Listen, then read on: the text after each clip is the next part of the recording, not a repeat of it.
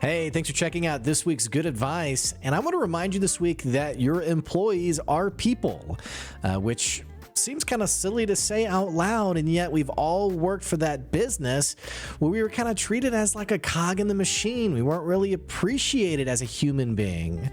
So it's not just about understanding that your employees are human, but what's implied from that is that your team members will make mistakes.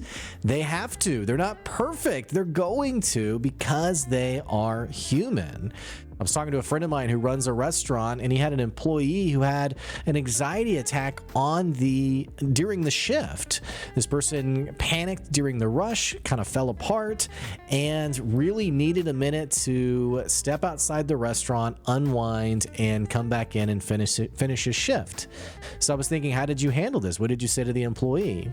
Well, he sat down with the employee, and the employee probably thought they were getting fired because this is the kind of what we expect in today's work environment.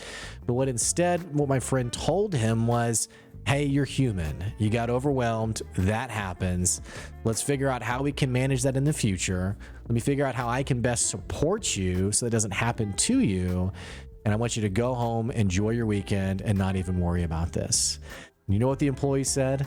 I've never had a job like this before. In a time where it's hard to hire employees, it's hard to find people who will work their shifts, especially in a restaurant. I can guarantee you that's an employee who's going to absolutely be engaged and committed to the vision of the brand, not because he drank the Kool-Aid or was forced to, or was given a golden handcuff, or was like, yep, we're going to hold this job over you. But instead, he was treated like a human being. What a shocker of a concept. Treat your people like people, and you may be surprised what they do for you and for your business. Stay tuned for more of a This Week's Good Advice newsletter, as well as our podcast, which you can check out on any podcast platform. Thanks for tuning in. We'll catch you next week. See ya.